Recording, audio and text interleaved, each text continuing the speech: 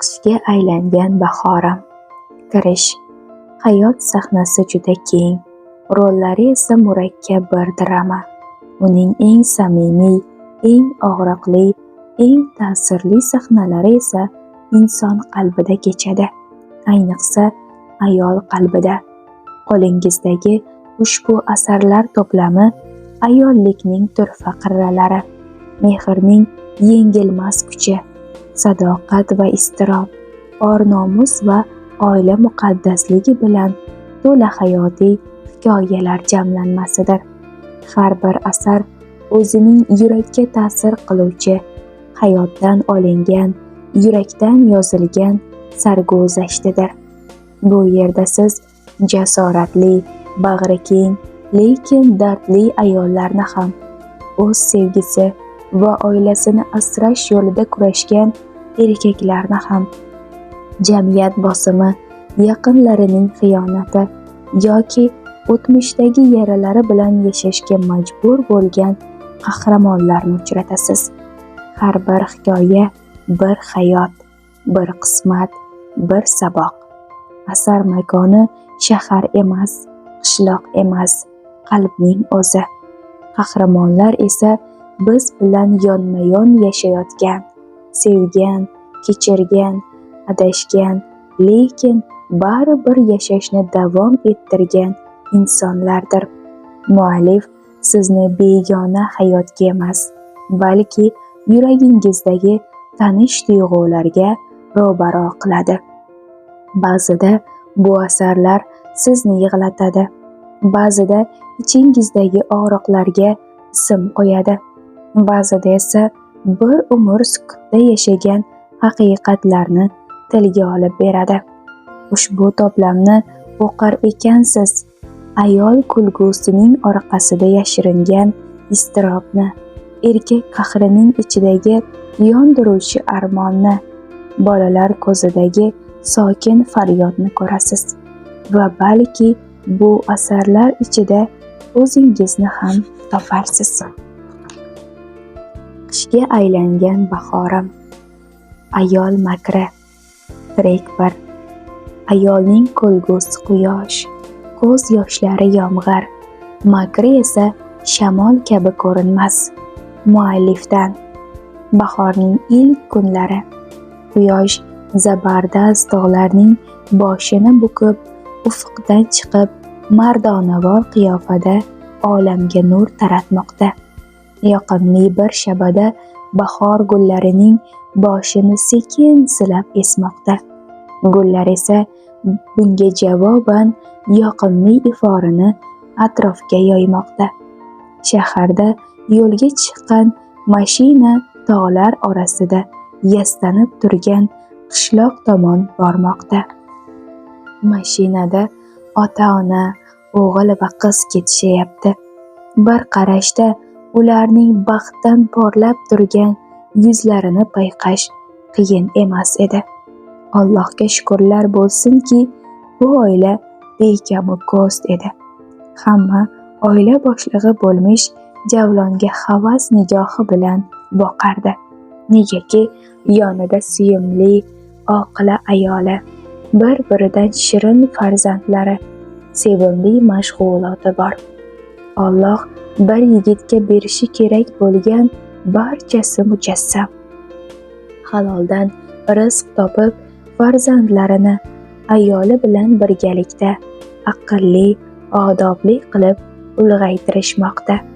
Shu narsalarni xayol qilib yo'lda ketayotib, ayolining nega buncha shoshayotganligini tushunolmasdi. Hech bunday xarxasha qilmagan edi shuncha yildan beri. O'liyaxon qayerdan esiga tushib qoldi. Mayli, hamisha ko'nglimga qaragan, o'zi aqlli ayol, bir o'ylagani bordir degan xayol bilan qishloqqa ham kelib qo'ydi. Tor, chang ko'chalar bolaligini eslatdi. Farzandlariga bir qarab, ularning bugungi holatidan xursand bo'lib qo'ydi. Allohga ham aytib qo'ydi. Biroq doim qizidan xavotir oladi. Hali yosh bo'lishiga qaramasdan qo'lidan telefon tushmaydi. To'g'ri, u jurnalist bo'lmoqchi, lekin buning uchun avval o'qib, o'rganish kerak, keyin boshqasi bo'laveradi. Mayli, hali yosh, sal ulg'aysa bu narsalarni o'zi tushunib oladi. Ilohim, onajonisi bilan shularning rohatini ko'raylik deb ichida o'tkazdi. O'liyaxonning uyiga ham yetib kelishdi.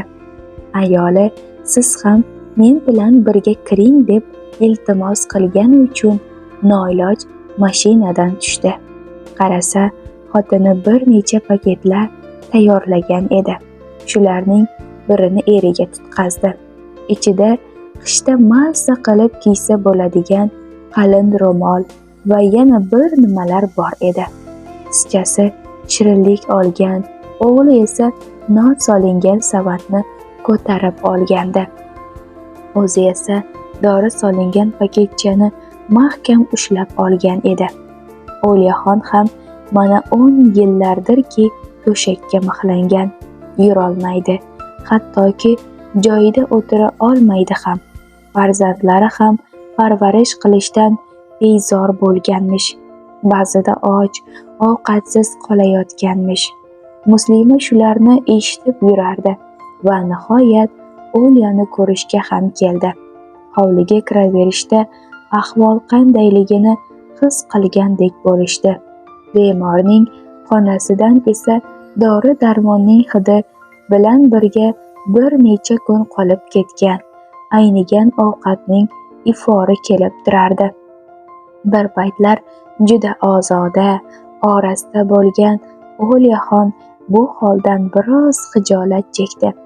Muslimaxon biroz gaplashib turib, xijolatda ekanligini sezib, unga dalda berdi.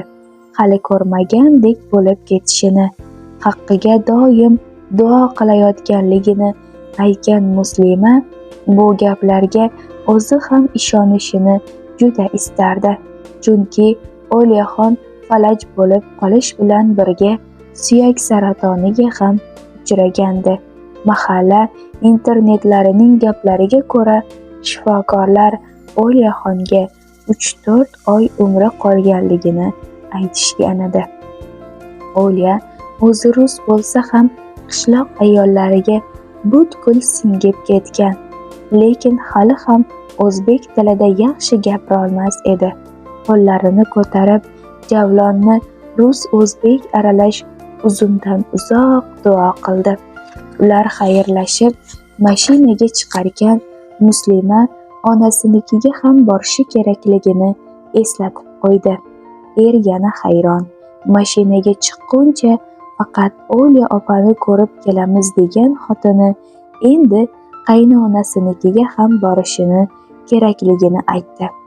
Boshqa tarafdan hamkorlari telefon qilishib, muhim shartnomani imzolashimiz kerak deb shoshirsa, ayolining bu injiqliklari uni hayratga solardi.